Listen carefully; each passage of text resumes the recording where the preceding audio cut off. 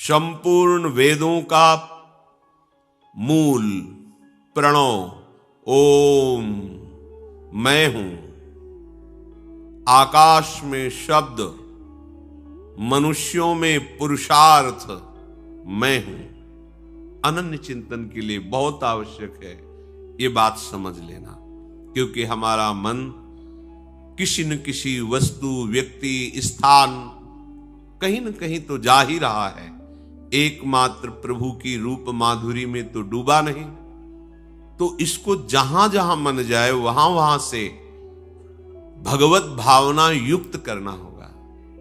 उस वस्तु के रूप और उसके प्रभाव को समझना होगा।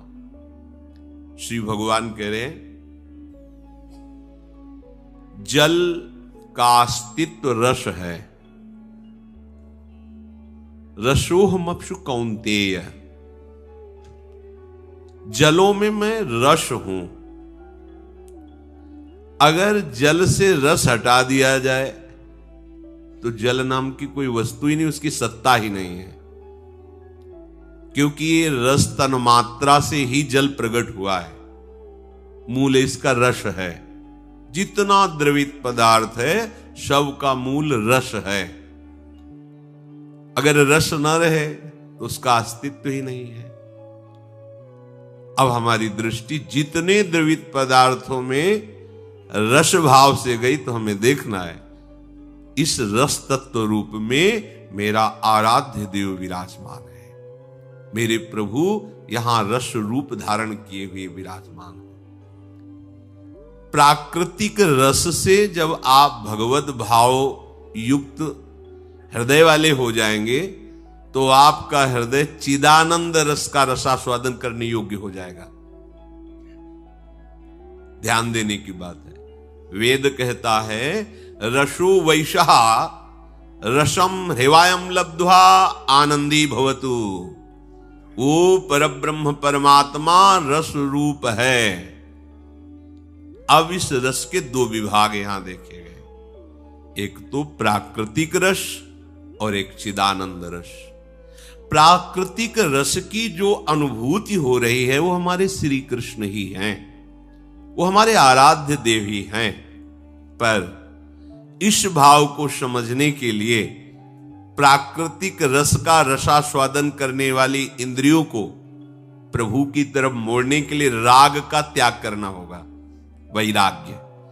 प्राकृतिक रस से वैराग्य धारण करोगे तो रस का जो असली स्वरूप है, जो यहां भी हमें रसास्वादन में आ रहा था, ये ऐसा है एक ओष कण मात्र, रस का समुद्र, रसघन मोहन मूर्तिम।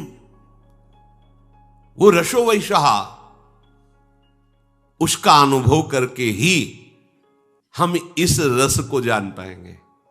अगर हम इस रस को राग पूर्वक सेवन करेंगे तो बात करेंगे कि रस रूप में भगवान ये, पर पापाचार बंद नहीं होगा, असाधन बंद नहीं होगा, भगवत विरोधी वृत्तियां नष्ट नहीं होंगी।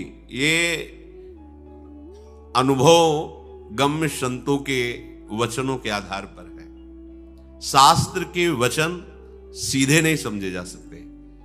इसीलिए महापुरुषों ने कहा, प्रथम सुने भागवत भक्त मुख भगवद वाणी। अनुभूत भक्तों के मुख से भगवद गीता जी, श्रीमद् भागवत आदि प्रथम श्रवण करे, जिससे संसार के प्रति राग का त्याग हो जाए। यदि हम ये सिद्धांत हृदय में नहीं धारण करते राग त्याग का, तो ये होगा कि भगवान ही तो सब रसों में है, तो हम भगवान का ही आनंद ले रहे। तो आपका राग त्याग ना होने के कारण उपासना न बन के दुर्वासना बनती रहेगी और उसी से दुर्गति हो रही। अब इसके आंतरिक रहस्य को समझना है। हमें रस समुद्र प्रभु तक पहुंचना है। इसलिए मैं जहां कहीं भी रसास्वादन हो रहा है द्रवित रस का, तो मानना है मेरे प्रभु के अंश से ही ये प्रकाशित है। ये रसास्वादन, ये आकर्षण, ये सुख वृत्ति मेरे प्रभु की। पर वहां तक पहुंचने के लिए मुझे इस वस्तु व्यक्ति स्थान के राग का त्याग करना होगा। जो इस बात को नहीं समझता है वो गलत मार्ग को छोड़ नहीं पाता है। ये सूक्ष्म बात है। सब जगह भगवान है, तो मैं जिस वस्तु व्यक्ति स्थान से सुख भोग कर रहा हूं तो फिर त्यागने की जरूरत क्या है, क्योंकि अंतिम निर्णय भगवान ही है और ये भगवान ही है। वो अपनी वासना की पूर्ति के लिए ऐसी बात कह रहा है, उपासना की पूर्ति के लिए नहीं। तो बीच का जो आंतरिक भाव अनुभूत संतों के द्वारा समझा जाता है। इस बात को समझने के लिए आपको पहले इस रस का त्याग करना होगा, जो प्राकृतिक रस है। इससे वैराग्य भावना करनी होगी, तब जाकर के रसघन मोहन मूर्तिम का परिचय मिलेगा। और जहां उनका परिचय मिला तो इधर आपको उन्हीं का साक्षात्कार होगा। संसार का आसक्त चित्त कभी भगवत साक्षात्कार नहीं कर सकता। ना वो संसार को जानेगा, ना अपने आप को जानेगा, ना प्रभु को जानेगा। ध्यान दीजिए, संसारिक आसक्त हृदय अंतःकरण ना वो अपने को जानता है, ना संसार को जानता है, ना वो प्रभु को जानता है। जब वही अंतःकरण संसार के राग का त्याग करके वैराग्यवान युक्त होकर प्रभु का सतत चिंतन करता है, तब वो प्रभु को जान जाता है, अपने आप को जान जाता है और संसार को भी जान जाता है। जैसे एक एक कवल, एक एक ग्रास अन्न पाने पर क्षुधा निवृत्ति, तुष्टि पुष्टि होती जाती है, ऐसे ही